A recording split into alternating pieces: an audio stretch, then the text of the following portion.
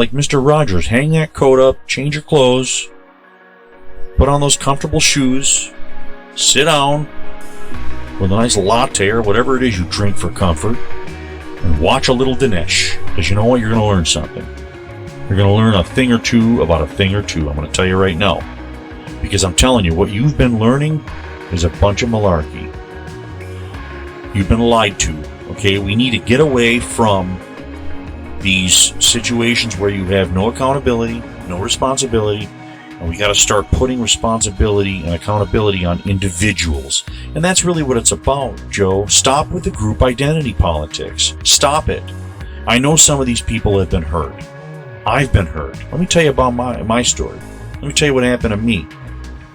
I shouldn't say me, specifically, but my family, okay? In the 1950s, my father attended a Philadelphia inner city school as a teenager. He was in high school. Okay. One day after school, he was approached by a large gang of black thugs. They proceeded to beat him mercilessly. They beat him so brutally and so badly that he almost died.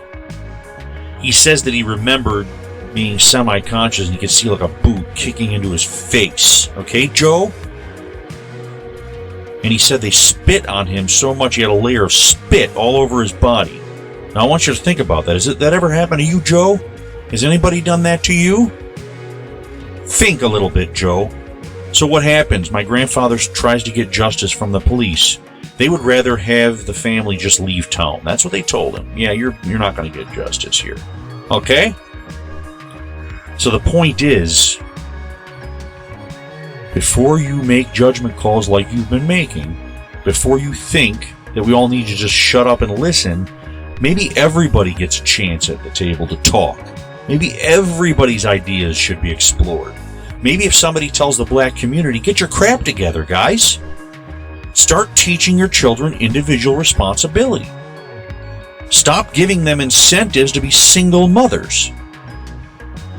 Come on, we're better than this, Joe. We're smarter than this.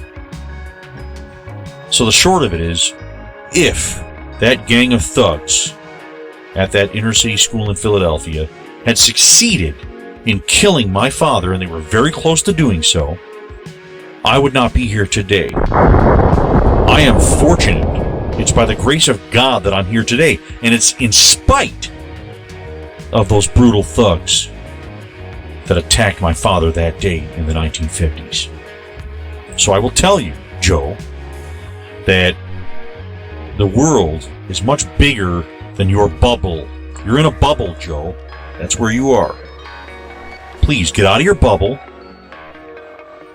Get out of that bubble that you reside in and open your mind. Expand your mind. You're living in a leftist worldview here. That's where you're living. You're looking at things just from the left wing. Sorry, but that's a fact. I know that hurts you. I know that bothers you, but it's the truth. And I expect better from everyone, not just you, but everyone. Expand your mind. I want you to look at every single aspect. Because remember something, it's not about who we are. It's not about even just about our personal experiences. Joe, you can talk about several different personal experiences. And let me just throw this at you. You already know that scientifically speaking, you understand the concept of anecdotal evidence, don't you? That when we look at numbers, we have to look at the aggregate numbers to get a better idea of what's really going on. Well, we found out that if you look at the numbers, that there really isn't any systemic racism going on in America by the numbers at large. We know that to be true. Yes, you can tell a story. You can give me an anecdote about somebody that was treated poorly because of race. Absolutely, it happens. We will never deny this. That's a fact. But in order to prove systemic racism, or anything systemic for that matter, the numbers have to match it. And the numbers simply do not meet that requirement, Joe. So I'm trying to tell you right now, please be careful. Look, if you want to listen to them, go ahead. But I'm not going to, because see, I don't bow down to anyone but God. We are only to bow down before our Creator. Do you understand that? Everyone else, we can salute them, We can respect them. We can stand with them. I will stand with any person of color who has been treated unfairly. And not only just because of their color, it could be because of their gender, because of their religious belief. I don't care what it is. If you are being treated unfairly, I'll stand with you to stop it. But I'm not going to bow before you. It's not going to happen. And if I didn't do something to hurt you, I'm not going to apologize for something I didn't do. That's not the way we do things. And it's not really productive. It allows people to take advantage of us. That's why you hear people say what? You have mistaken my kindness for weakness. No, we are not weak.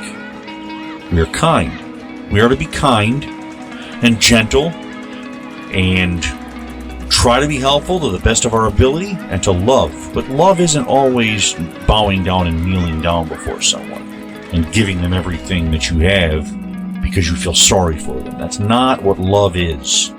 Love is sometimes a harsh word, kind of shoving somebody back into reality. So, Joe, I'm giving a little harsh word here, and I'm sorry that if it offends you, I'm not trying to offend you, but I'm trying to tell you that,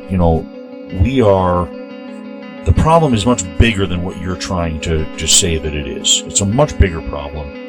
And I want the black community and the white community, wherever you come from, no matter who you are as individuals, look at your own life individually and see if you measure up to what you need to. And that's according to God's standard. You should measure up to God's standard, not to man's standard. And so I would tell the black community right now, you got to look in the mirror. You got to see if what you're doing is really working out for you.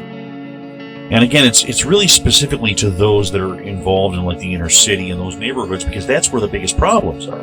That's where you see the black on black crime and the murder rates and all these things. And I won't even get into the abortion rates that are being pushed by Planned Parenthood in these black neighborhoods. Millions of black babies murdered. I won't even get it. That's another subject for another time.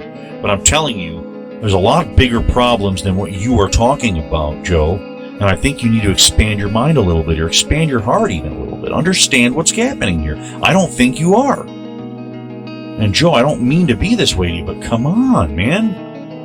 You gotta open up a little bit here, and you're not. You're allowing bad ideas to clog your brain and to confuse you. We don't want chaos. We want perfect clarity and solutions. And that means all hands on deck. That means that everybody should be heard.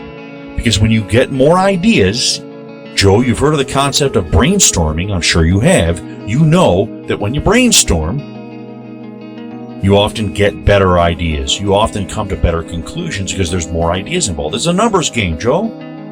Come on, buddy. Look, love you. And I will talk to you soon. And I'm going to talk to everybody soon. Thank you so much for watching. And I'll be back right after this. Hey guys, if you want more great content from me, don't forget to subscribe and hit that notification bell. Come on, what are you waiting for?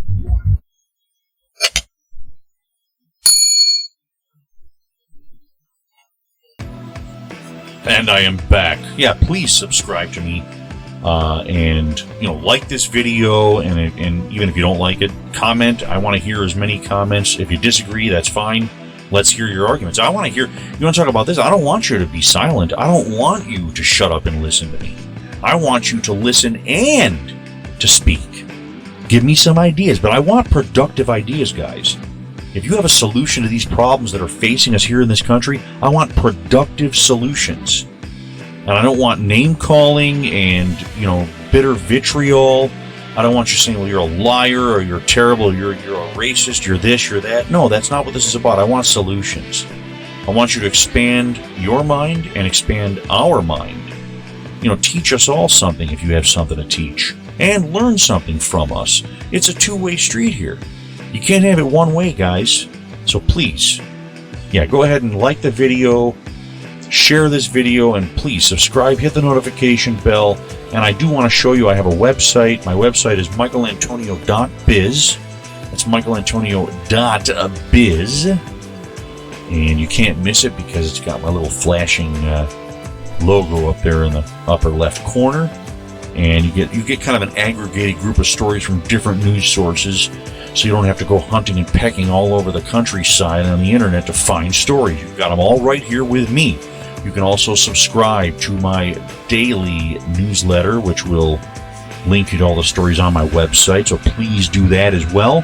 You can also find me on all the social media. My website has links to all my social media and little rotating banners here. You can get all that. Of course, including to my YouTube, if you're seeing this on YouTube.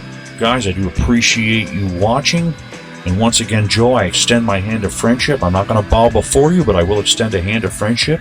And I will shake your hand if you're into that right now. Unless you're afraid of the COVID, then I won't do that yet. But someday I probably will. And when you're ready, okay? So, guys, thank you so much for watching. And I will see you all later.